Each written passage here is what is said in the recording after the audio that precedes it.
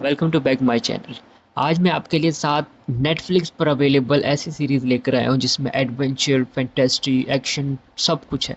तो बिना किसी देरी के अपनी वीडियो को हमें स्टार्ट करते हैं। तो स्टार्ट इस वीडियो।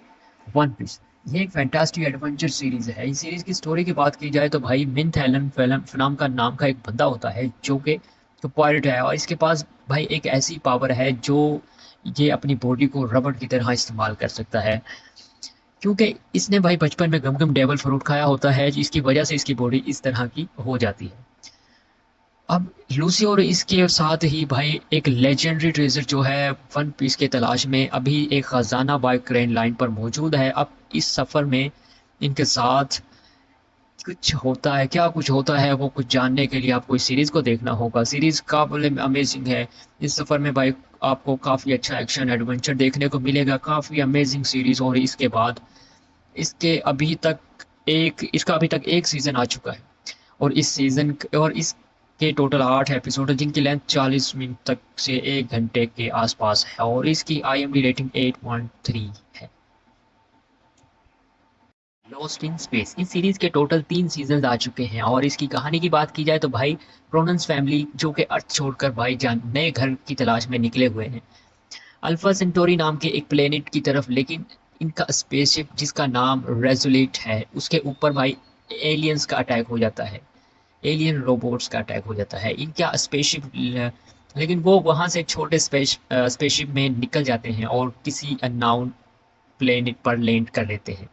इसके बाद भाई वहाँ उन्हें काफ़ी सारे प्रॉब्लम फेस करने को मिलते हैं, एंड विडारबन सन को भाई एक एरिया रोबोट मिल जाता है जो उसका दोस्त बन जाता है। एंड इसके बाद भाई क्या होता है इनकी जर्नी जर्मनी में, एंड कैसे वो इस प्लेनेट पर पहुंचते हैं जहां वो पहुंचना चाहते हैं, वो सब कुछ जानने के लिए आपको इस सीरीज को देखना पड़ेगा। काफ़ी अमेजिंग, काफ़ी अच्छा एक्शन एडवेंचर को आपको इस सीरीज में देखने को मिलेगा। ये सीरीज आपको बहुत ज़्यादा पसंद आने वाली है। अगर आपने अभी तक इसको नहीं देखा तो एक मर्तबा इस सीरीज़ को ज़रूर देखें। अब इसकी IMDb रेटिंग की बात करें तो इसकी भी IMDb रेटिंग 7.3 है।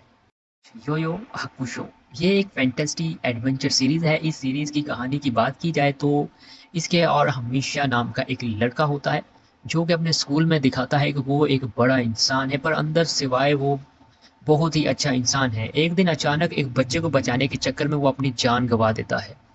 इसके बाद भाई इसको भाई स्पिरिट वर्ल्ड में ले जाया जाता है जहाँ इसको हेवन या हिंद भेजने के से पहले ऐसे एक सेपरेट डिटेक्टिव बनाना पड़ेगा जो कि भाई सुपर नेचुरल केसेस को सॉल्व करेगा।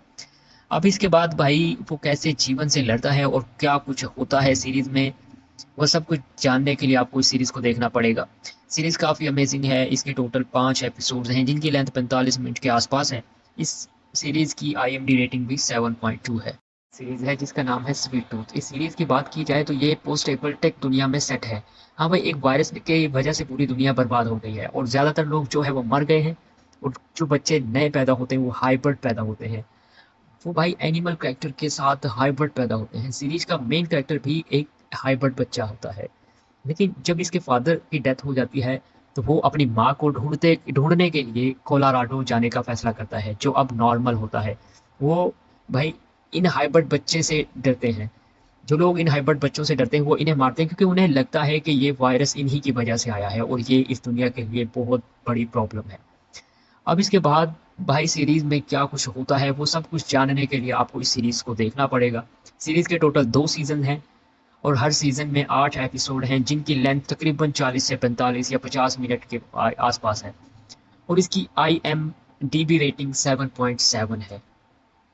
हमारी है टाइटंस। ये एक DC की वेब सीरीज है। इस सीरीज की कहानी कुछ इस तरह की है कि एक यंग ग्रुप है सुपर हीरोज की जिसे भाई टाइटंस कहते हैं।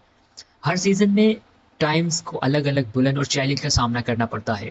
अब इनकी जर्नी में बहुत सारे ट्विस्ट होते हैं, जिसे जैसे कि इनके अपने पर्सनल डीमन से लड़ना और दूसरे सुपर हीरो से इंटरेक्शन, और इनके अलावा और भी बहुत कुछ होता है। सीरीज काफ़ी अमेजिंग है। सीरीज में काफ़ी अच्छा एक्शन ड्रामा और करेक्टर डेवलपमेंट का अच्छा बैलेंस आपको देखने को मिलेगा। हर करेक्टर की अपनी एक ब्लैक स्टोरी होती है जो कि भाई धीरे धीरे रियल होती रहती है, और ऑडियंस इनके साथ इमोशनली अटैच होने लगती है। इसके बाद भाई सीरीज में कुछ ऐसा होता है, कुछ सीरीज में ऐसा होता है, जब वो सब कुछ जानने के लिए आपको सीरीज को देखना पड़ेगा। सीरीज के टोटल सीजन 4 हैं जो ऑलरेडी आ चुके हैं नेटफ्लिक्स पर। इसका फोर्थ सीजन, इसका फाइनल सीजन है। इसकी IMDb रेटिंग भी 7.5 है। अवतार द लास्ट बेंडर सीरीज की बात की जाए तो भाई अंग नाम का एक यंग लड़का होता है जो कि भाई अवतार है, मतलब वही जो चारों एलिमेंट्स को कंट्रोल कर सकता है, आग पानी हवा और मट्टी। तो अब इसके बाद भाई इसे पता नहीं होता, वो छोटा बच्चा होता है, इन चीज़ों को कैसे कंट्रोल किया जाता है, अपनी पावर्स को कैसे कंट्रोल करें, इन सब चीज़ों को कंट्रोल करना होगा वो। अब वो कैसे दुनिया को बचाता है और क्या क्या प्रॉब्लम्स फेस करता है, वो सब कुछ जानने के लिए आपको इस सीरीज़ को देखना होगा। सीरीज़ काफ़ी अमेजिंग है। सीरीज़ के टोटल 8 एपिसोड्स हैं जिनकी लेंथ तकरीबन 50 मिनट तक की है। इस और इसकी IMDb रेटिंग भी 7.3 है। A series of unfortunate events. अब इस सीरीज की कहानी की बात की जाए तो भाई तीन अनाथ बच्चों की कहानी है इसमें, जिनके माँ बाप मर जाते हैं मिस्टेक किस तरीके से। अब इन तीनों बच्चों को अब भाई अपने पेरेंट्स की टिप की जो मिनिस्ट्री है वो फॉलो करना है। अब इस जर्नी का सामना एक एवन गार्डन से होता है और वो इन तीनों बच्चों से बहुत ज़्यादा काम करवाता है, बहुत ज़्यादा मेहनत करवाता है। वो इनकी विरासत पर भी कब्जा करना चाहता है। अब इन बच्चों को पता चलता है कि इनके पेरेंट्स भाई एक सीक्रेट सोसाइटी से जुड़े हुए थे।